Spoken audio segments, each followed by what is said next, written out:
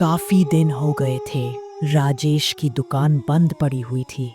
एक दिन अचानक रात को लगभग 2 बजे होंगे तो चोर राजेश की दुकान का ताला तोड़कर अंदर घुसते हैं। दुकान की तलाशी लेते हैं। वहां उन्हें कुछ नहीं मिलता। उन्हें बड़ा गुस्सा आया। दोनों एक दूसरे को देखकर कहने लगे, अरे यार, आज की रात ही कुनैत है। तभी दोनों निराश होकर बाहर जाने वाले थे कि नीचे एक कोने में कीपैड वाली फोन में बड़े जोर की रिंग बजी। ट्रिंग ट्रिंग। दोनों का दिल जोर जोर से धड़कने लगा। हिम्मत बांधकर दोनों फोन के पास पहुंचे तो दोनों हक्के बक्के रह गए। दोनों की सांसें जैसे थम सी गईं। दोनों ने देखा कीपैड फोन की डिस्प्ले में एक भयानक चेहरे वाला शख्स दिखाई दिया जो काफी मुसीबत में, काफी परेशान लग रहा था। वो मानो किसी कैद में था। वह कैद से आजाद होना चाहता था। उसके चेहरे पर काफी कालापन, आंखें लाल, चेहरे पर खून की दरारें। राजेश का फोन। वह फोन वही कीपैड वाला फोन था जिसकी कॉल रिसीव करने के बाद राजेश की जिंदगी में नया मोड़ आ गया था। राजेश तो गायब ही हो गया उस कीपैड वाले फोन की कॉल रिसीव करने के बाद। दोनों चोरों ने हिम्मत करके कॉल रिसीव कर दी। कॉल रिसीव होते ही फोन की स्क्रीन में राजेश के पीछे एक डरावनी बूढ़ी औरत अपनी जहरीली मुस्कान के साथ जोर जोर से हंसते हुए दोनों से कहने लगी, हा हा हा हा हा हा, अब तुम दोनों की खैर नहीं है। तुम्हें ये कॉल नहीं उठाना चाहिए था। अब तुम्हारी बारी है।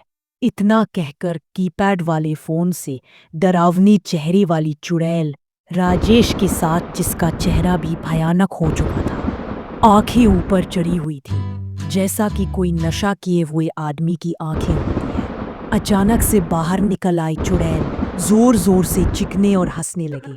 हा हा हा हा हा। ये देखकर दोनों की चीखें निकल गईं।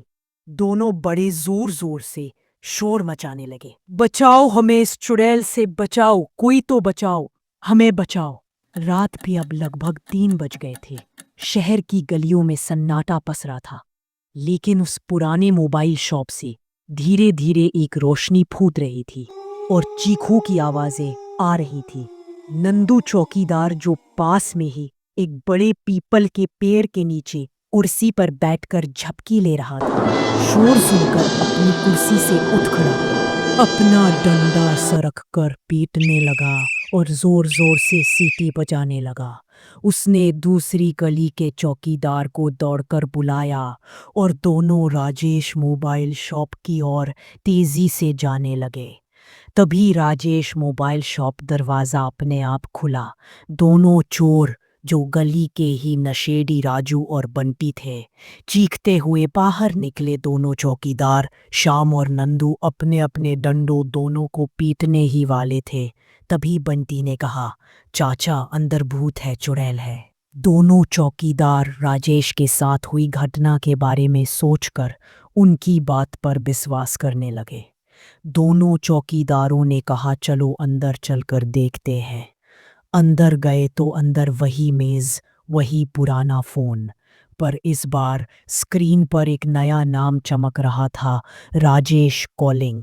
उन्होंने कहा, अरे ये कैसे हो सकता है, राजेश तो।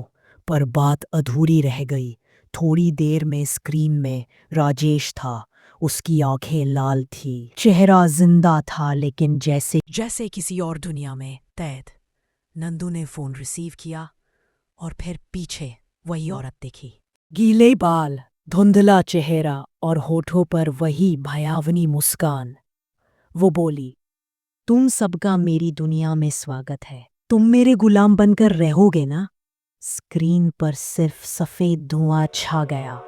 सब धुआं धुआं हो गया और चारों लोग गायब हो गए। और फिर वो फोन जमीन पर गिरकर दरारों में बंट गया। अगली सुबह लोगों ने देखा, राजेश की दुकान खुली हुई थी। एक मोबाइल चमक रहा था और स्क्रीन पर लिखा था, न्यू कॉन्टैक्ट्स एडेड।